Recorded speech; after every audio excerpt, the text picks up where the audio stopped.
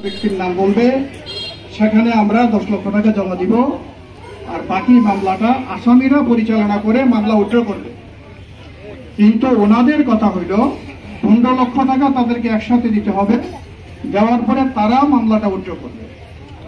এখন আমাদের আসামিগুলির অত্যন্ত গরিব অসহায় মানুষ, তো তারা 10 লক্ষ টাকা দিতে তাদের জন্য কষ্ট হয়। 15 লক্ষ টাকা তারা একসাথে কোত্থেকে দিবে? তাদের পক্ষে তো দেওয়া সম্ভব নয়। ওরা ভাত খাইতে পারে না, দিন মজুরি করে তারা। আর যেই এখানে যারা মাসছে, এটা গণপিটুনিতে মারা গেছে এমন লোকগুলিকে আসামি দেওয়া হয়েছে যে লোকগুলি দিন আনে দিন খায়, তাদেরকে দেওয়া হয় না আসামি।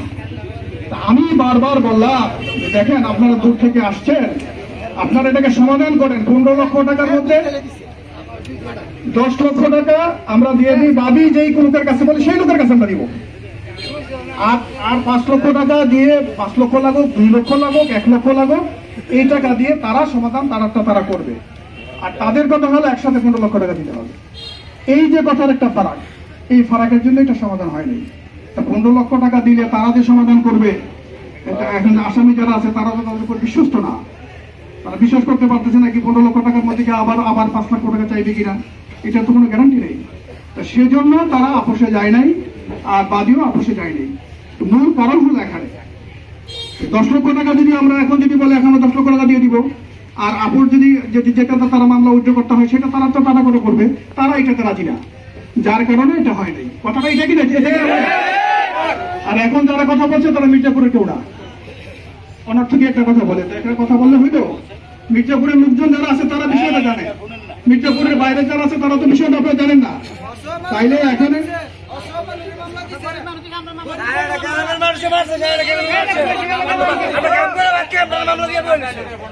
হ্যাঁ, এখানে মহিউদ্দিন ভাইয়ের নামটা কেন আসছে আমি বলতেছি, মহিউদ্দিন ভাইয়ের নামটা কেন আসছে আমি বলতেছি।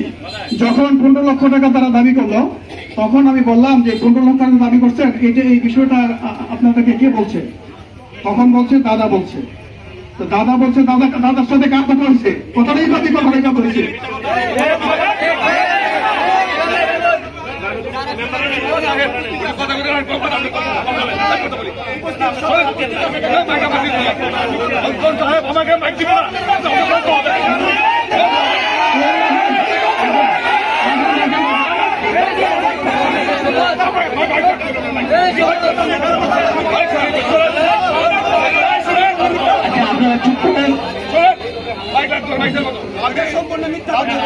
লোক আমার আপনার ছিলেন, আমি আনবিডেড ইউনিয়নের গৌরব সাহেবের প্রেসিডেন্ট ছিলাম। আমার ভাবি 2 ইউনিয়নের কাছে আমার দেবী সন্তান জানে না। সে কথাই বলছে ওই তৃণমূলের কার্যকর কথা বললেন। নাম্বার 2, সে বলছে ফুলমিয়ার কথা,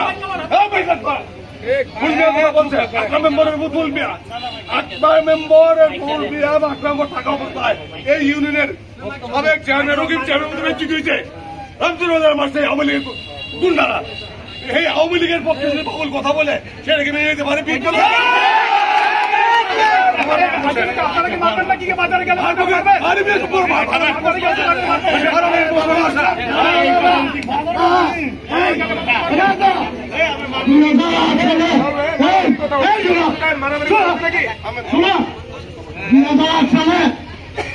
কায়কোয়াল সাহেবকে ভোট দেওয়ার কারণে এই ফুলমিয়ার আক্রমণের নেতৃত্বে ইকবাল রকিবকে শারীরিকভাবে নির্যাতন করেছে।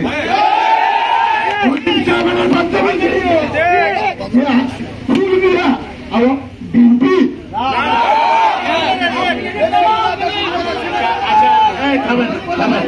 একটু থামেন। এই সাধারণ ভাই, থামেন একটু, থামেন সাধারণ ভাই, শুনেন আপনারা মাইক দেবো না, আচ্ছা কথা বলেন। আর ভাই একটা সমাধান দিতে হবে, এটা হাউসে কথা বলার সবারই রাইট আছে, কথা বলার।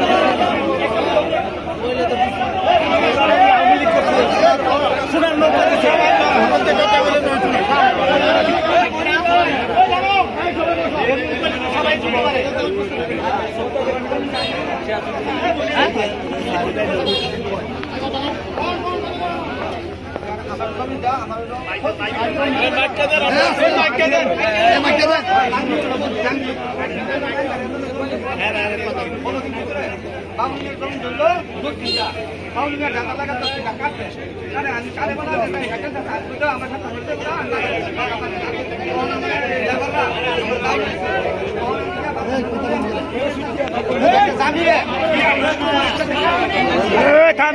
কথা শুনে